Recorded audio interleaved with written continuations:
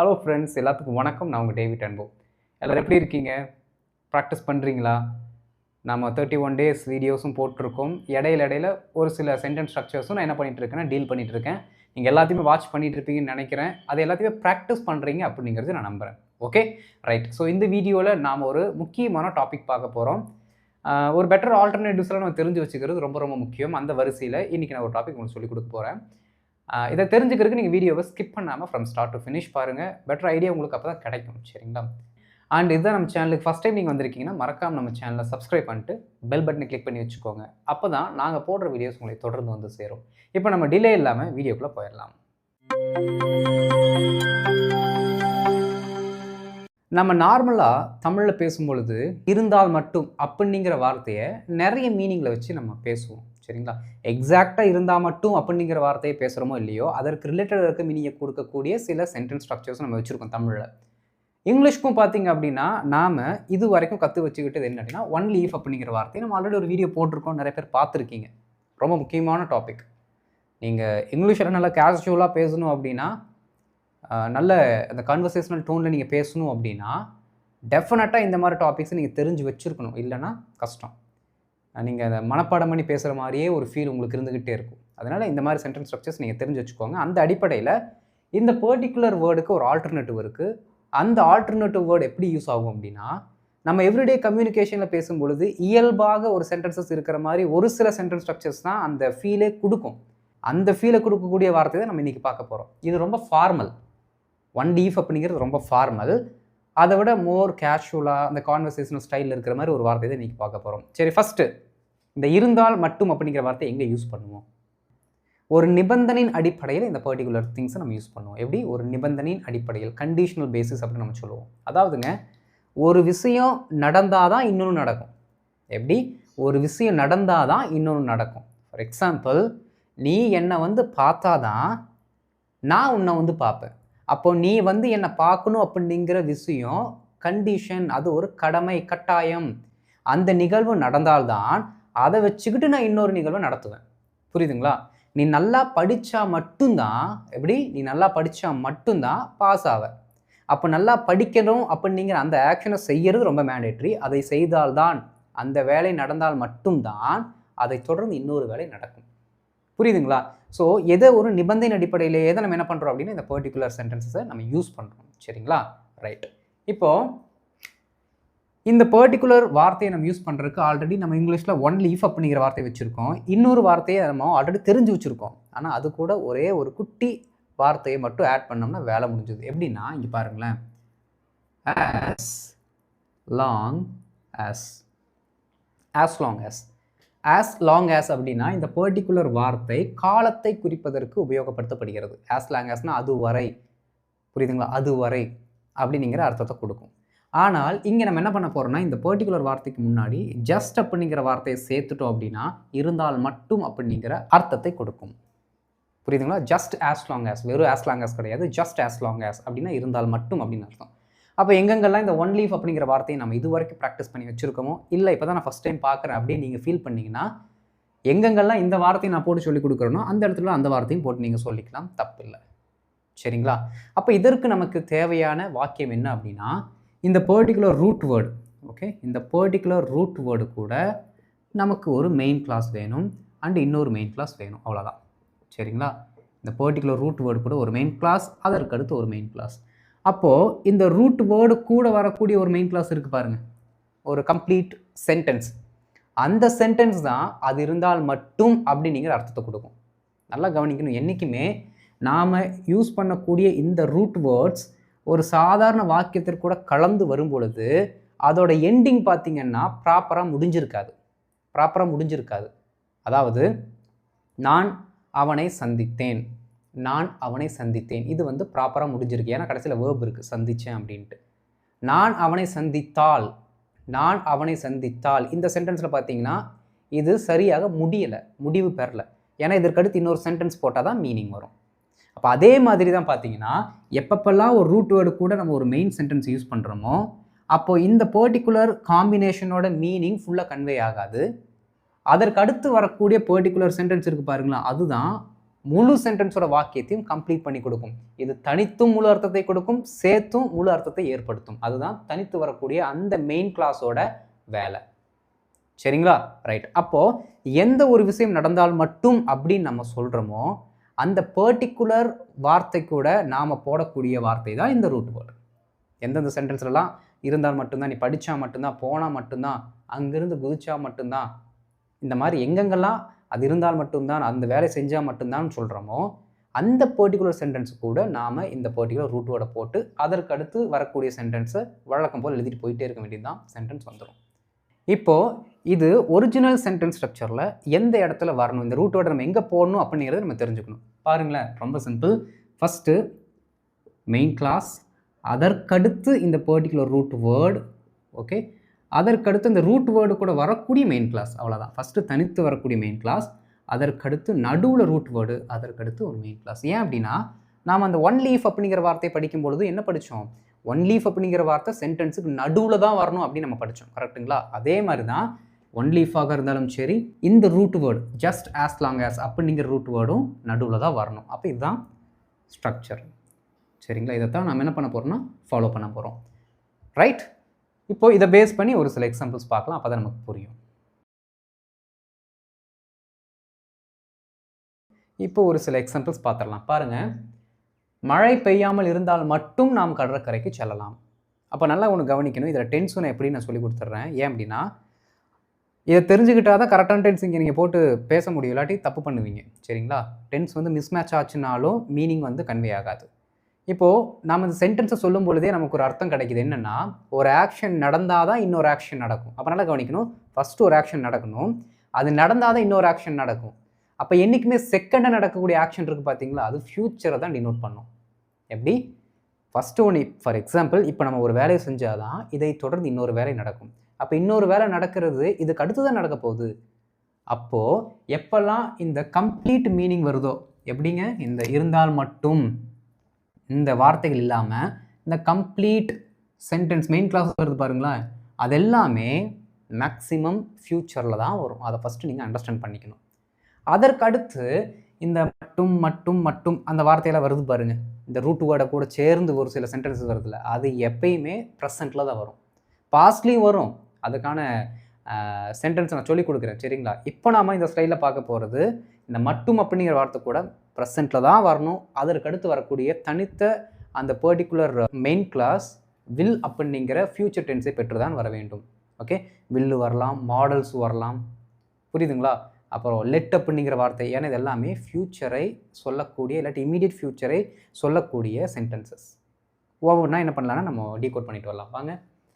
மழை பெய்யாமல் இருந்தால் மட்டும் நாம் கடற்கரைக்கு செல்லலாம். நான் என்ன சொன்னேன், ஃபஸ்ட்டு கம்ப்ளீட் மெயின் கிளாஸை தூக்கி ஃபஸ்ட்டு போட்டுட்டு அதற்கடுத்து இந்த பர்டிகுலர் வார்த்தை இடையில போடலாம்னு சொன்னோம், கரெக்டுங்களா? அப்போ அதுதான் முன்னாடி வரணும். நாம் கடற்கரைக்கு செல்லலாம், நாம் கடற்கரைக்கு செல்லலாம். என்ன சொல்லலாம், லெட்ஸ் கோ டு த பீச்னு சொல்லலாம், இல்லாட்டி we can go to the பீச்னு சொல்லலாம். சரிங்களா?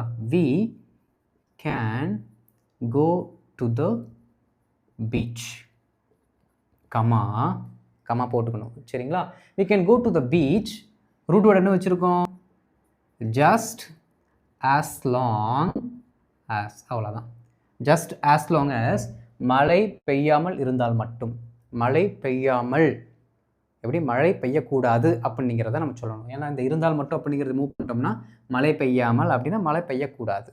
Okay, just as long as present டென்ஸில் தான் எழுதணும். அப்போது it doesn't rain, அவ்வளோதான், முடிஞ்சு போச்சு. பாருங்க, we can go to the beach just as long as it doesn't rain. we can go to the beach just as long as it doesn't rain. வழக்கமாக நம்ம as long as போட்டு use பண்ணி பழகிருப்போம். இங்கே just அப்படிங்கிற ஒரு வார்த்தை மட்டும் use பண்ணிங்கன்னா மீனிங்கே மாறுது, சென்டென்ஸோட ஸ்ட்ரக்சரும் மாறுது. we can go to the beach just as long as it doesn't rain. அடுத்து, இரு தரப்பினரும் கையெழுத்திட்டால் மட்டும்தான் இந்த ஒப்பந்தம் செல்லும். ரெண்டு தரப்பினரும் கையெழுத்திட வேண்டும், அப்போ தான் இந்த ஒப்பந்தம் செல்லும். அப்போ ஃபஸ்ட்டு இதுதான் கம்ப்ளீட் மீனிங் கொடுக்குது, அதை தூக்கி எழுதிட வேண்டியதான். சரிங்களா? எழுதலாமா? இந்த ஒப்பந்தம் செல்லும் அப்படின்னு எப்படி சொல்லலாம் இங்கிலீஷில் பாருங்க, this contract will be valid. Okay, செல்லும்னா வேலிட். இங்கே நீங்கள் வில் பிக்கு பதிலாக இஸ் வேலிட் சொன்னாலும் கரெக்டு தான். அதுவும் கரெக்டு தான். மீனிங் வந்து எதுவும் கொலாப்ஸ் எல்லாம் ஆகாது. சரிங்களா? என்ன இந்த பர்ட்டிகுலர் டென்ஸில் வரக்கூடிய அந்த பர்ட்டிகுலர் திங்கை நீங்கள் பாஸ்ட்டை மட்டும் போட்டு விட்றாதீங்க, மீனிங் வராது. ஏன்னா அங்கே ப்ரெசென்ட் இங்கே பாஸ்ட்னா செட்டே ஆகாது. இங்கே ப்ரெசென்ட் கூட வச்சிங்கன்னா மீனிங் கன்வே ஆயிரும். பாஸ்ட்டை கொண்டு வந்தீங்கன்னா வேலைக்கே ஆகாது, மீனிங் வராது ஃபர்ஸ்ட் ஆஃப் ஆல். சரி பாருங்க, this contract is valid, this contract will be valid, செல்லுபடி ஆகும். Okay, just as long as இரு தரப்பினரும் கையெழுத்திட்டால். அப்போ ரெண்டு தரப்பினரும் கையெழுத்திடணும் அப்படிங்கிறது அர்த்தம். சரிங்களா? just as long as both parties sign it. அவ்வளோதான், முடிஞ்சு போச்சு. சிம்பிளாக முடிச்சுக்கலாம். பாருங்க, just as long as both parties sign it. This contract will be valid just as long as both parties sign it. Just as long as both parties sign it. Simple. அடுத்து பாருங்க, வார இறுதியில் விடுமுறை கிடைத்தால் மட்டும்தான் அவள் தன் வேலையில் மகிழ்ச்சியாக இருப்பாள். அவள் தன் வேலையில் மகிழ்ச்சியாக இருப்பாள் ஃபர்ஸ்ட் வரணும், அதற்கடுத்து அதெல்லாம் எழுதிடலாங்களா? பாருங்க, she will be happy தன் வேலையில் with her work. in her workலாம் போடக்கூடாது, with her work இல்லாட்டி with her job. இந்த இடத்துல will beக்கு பதிலாக இஸ் போட்டாலும் மீனிங்கை கொடுக்கும், தப்பு இல்லை. ஏன்னா அதை ரெகுலராக அவங்க பண்ணுறாங்க. ப்ரெசன்ட் டென்ஸ் நம்ம எதுக்கு சொல்கிறோம்? வழக்கமாக செய்யக்கூடிய ஒரு செயலுக்கு நம்ம சொல்கிறோம். அதையும் யூஸ் பண்ணலாம், தப்பு இல்லை. Okay, she will be happy with her job, she is happy with her job, just as long as வார இறுதியில் விடுமுறை கிடைத்தால் மட்டும் she gets her weekends off. அவ்வளோதான். ஆஃப்னா லீவுங்க. பாருங்கள், just as long as she gets her weekends off. just as long as she gets her weekends off. இங்கே வர்றது எல்லாமே ப்ரெசென்ட்டில் தான் வரும். நீங்கள் எந்த சென்டென்ஸ் வேணால் பாருங்கள், டசன்ட் ப்ரெசென்ட்டில் இருக்குங்களா? both parties sign present, gets present. Okay, root வேர்டுக்கு அடுத்து வரக்கூடியது ப்ரெசென்ட் டென்ஸில் வரணும். பாருங்கள், she will be happy with her job, she will be happy with her job just as long as she gets her weekends off. she gets her weekends off. Right. நீ இதை கீழே போடாமல் இருந்தால் மட்டும்தான் இந்த ஃபோன் பல ஆண்டுகள் உழைக்கும். இந்த ஃபோன் பல ஆண்டுகள் உழைக்கும் எப்போ? கீழே போடாமல் இருந்தால் மட்டும்தான். எழுதிடலாங்களா? இந்த ஃபோன் பல ஆண்டுகள் உழைக்கும். ஓகே, this phone will உழைக்கும், பல ஆண்டுகள் கடந்து உழைக்கும்னா லாஸ்ட் அப்படிங்கிற வார்த்தை தான் போடணும். லாஸ்ட்னா கடைசி கிடையாது, உழைக்கும், தொடரும், நீண்டு அது இருக்கும் அப்படிங்கிற அர்த்தத்தை அது கொடுக்குது. சரிங்களா? காலத்தை குறிக்கக்கூடிய வார்த்தை. திஸ் ஃபோன் வில் லாஸ்ட், பல ஆண்டுகள், ஃபார் இயர்ஸ், மெனி இயர்ஸ்னு போடலாம். இயர்ஸ்னு போட்டாலே இது பல ஆண்டுகள்ங்கிற அர்த்தத்தை கொடுத்துரும். ஓகேங்களா? Comma, just as long as you don't drop it. கீழே போடாமல் இருந்தால் மட்டும்தான். சரிங்களா? சில சமயங்கள் என்ன சொல்லலாம், கீழே போடாமல் இருக்கிற வரைக்கும் தான் அப்படின்னு கூட சொல்லலாம். ஏன்னா லாங் அப்படிங்கிற வார்த்தை காலத்தையும் குறிக்கக்கூடிய வார்த்தை. சரிங்களா? பாருங்களேன், this phone will last for years just as long as you don't drop it. This phone will last for years just as long as you don't drop it. ரொம்ப சிம்பிள். இப்போது டென்ஸை மாற்றினா என்ன டென்ஸ் எங்கே போடணும் அப்படிங்கிறத நம்ம பார்த்துடலாம். இப்போ ஒரு சில எக்ஸாம்பிள்ஸ் நம்ம பாஸ்ட் டென்ஸ் வச்சு பார்க்கலாம். நல்லா கவனிக்கணுங்க. கடந்த காலத்தில் 2 ஆக்ஷன் நடக்குதுன்னு வச்சுக்கோங்களேன்.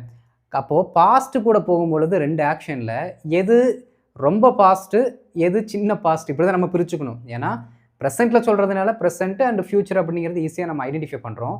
பாஸ்ட்டை பொறுத்த வரைக்கும் நீங்கள் 2 ஆங்கிளில் யூஸ் பண்ணலாம். ஒன்று, ரெண்டுத்தையுமே பாஸ்ட் டென்ஸாக வச்சு யூஸ் பண்ணிக்கலாம், மீனிங் வரும்.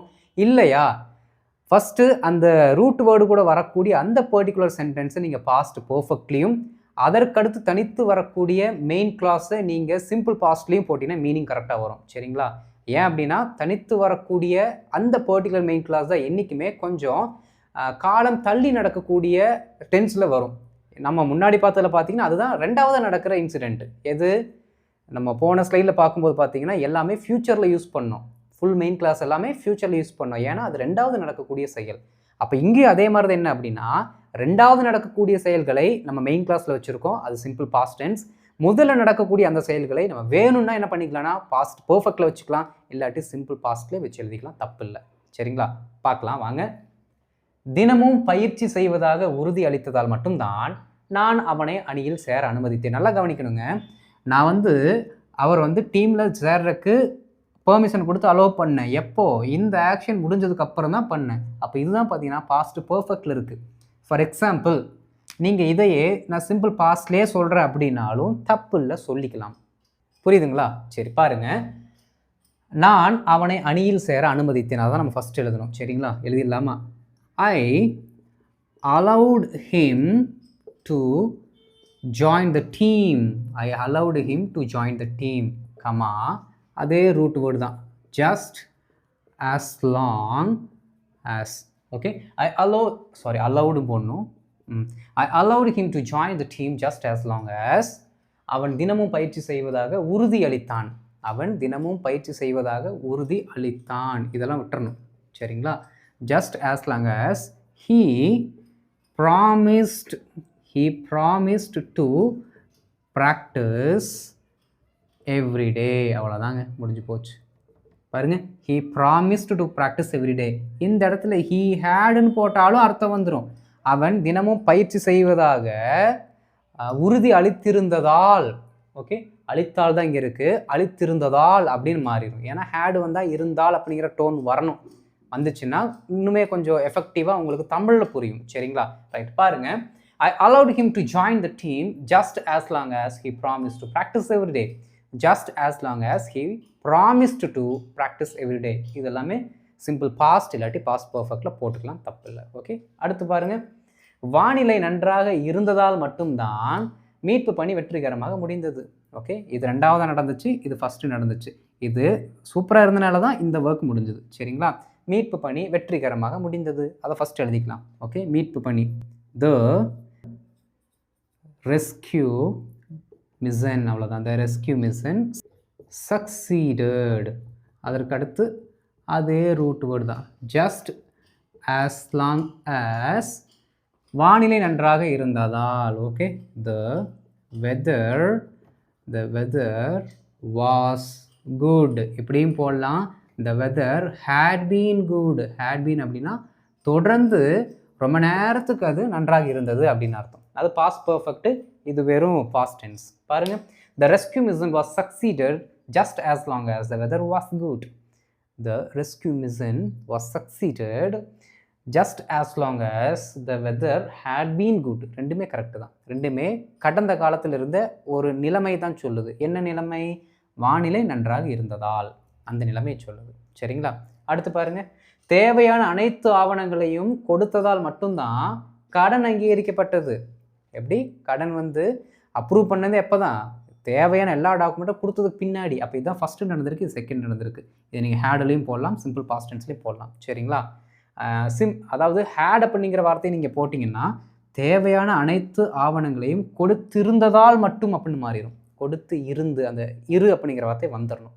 ஏன்னா ஹேடுனாலே இருந்தது அப்படிங்கிற அர்த்தம் தானே, அந்த டோன் வரும். சிம்பிளாக இருக்கனால நீங்கள் வெறும் சிம்பிள் பாஸ்ட் டென்ஸ் கூட போட்டுக்கலாம், தப்பு இல்லை. ஓகே, வாங்க. கடன் அங்கீகரிக்கப்பட்டது எப்படி சொல்லலாம் இங்கிலீஷில்? The loan was approved. Simple past tense. ஏன்னா எல்லா சென்டென்ஸ்லையுமே ஃபஸ்ட்டு சென்டென்ஸ் பார்த்தீங்கன்னா சிம்பிள் பாஸ்ட்டில் தான் இருக்கும். Past. Okay, the loan was approved just as long as we என்ன பண்ணோமாமா? தேவையான அனைத்து ஆவணங்களையும் கொடுத்ததால். Okay, as long as we provided all the necessary documents. Okay, all the necessary documents. பாருங்க, the loan was approved just as long as we provided all the necessary documents. இங்க had போட்டாலும் தப்பு இல்லை, அர்த்தம் வந்துடும். சரிங்களா? the loan was approved just as long as we had provided all the necessary documents. ஏன்னா இதுதான் ஃபஸ்ட்டு நடந்த இன்சிடென்ட், அதனால் ஹேடும் போட்டுக்கலாம், சிம்பிள் பாஸ்ட் டென்ஸ்னு சொல்லலாம், மீனிங் கன்வே ஆயிரும். சிம்பிள் தான். சரிங்களா? ரொம்ப ஈஸியாக இருக்கா? புரிஞ்சுதா உங்களுக்கு?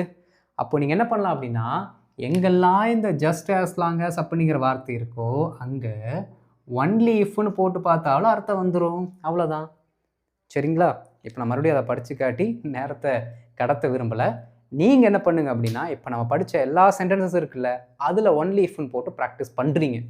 புரியுதுங்களா? இண்டிவிஜுவலாக நீங்கள் ப்ராக்டிஸ் பண்ணணும். இந்த டாபிக் படிக்கும்பொழுது ஜஸ்ட் ஆஸ் லாங் ஆஸ் அப்படிங்கிற வார்த்தையும், ஒன்லி இஃப் அப்படிங்கிற வார்த்தையும் என்ன பண்ணணும்? 2த்தையுமே நீங்கள் ப்ராக்டிஸ் பண்ணணும். இந்த 2 வார்த்தைகளுமே தயவு செய்து சென்டென்ஸோட பிகினிங்கில் போட்டு பேசி பழகாதீங்க. நல்லா இருக்காது. வேண்டாம். சென்டென்ஸோட பிகினிங்கில் வரக்கூடாது. மிடில் தான் வரணும். சரிங்களா? ரைட். இந்த வீடியோ உங்களுக்கு பிடிச்சிருந்துச்சுன்னா மறக்காம வீடியோவை லைக் பண்ணிட்டு மற்றவங்களுக்கு ஷேர் பண்ணுங்கள். அவங்களும் பார்த்து தெரிந்து கொள்ளட்டும், பயனடைந்து கொள்ளட்டும். அண்ட் இதான் நம்ம சேனல் நீங்கள் ஃபஸ்ட் டைம் வந்திருக்கீங்கன்னா, நீங்கள் பண்ண வேண்டியது நம்ம சேனலை சப்ஸ்கிரைப் பண்ணிட்டு பெல் பட்டனை கிளிக் பண்ணி வச்சுக்கோங்க. அப்போ தான் நான் போடுற வீடியோஸ் உங்களுக்கு தொடர்ந்து வந்து சேரும். ஓகே, இதற்கு அடுத்து நம்மளோட ஹோம்ஒர்க் வரும். அதை பார்த்து ஹோம்ஒர்க்குக்கு ரெஸ்பாண்ட் பண்ணுங்கள். நான் பார்த்துட்டு உங்களுக்கு ரிப்ளை பண்ணுறேன். ஓகே, அடுத்த வீடியோவில் சூப்பரான ஒரு டாப்பிக்கோட வந்து உங்களை மீட் பண்ணுறேன். அது வரைக்கும் நல்லா ப்ராக்டிஸ் பண்ணிட்டு இருங்க ஃப்ரெண்ட்ஸ். தேங்க்யூ.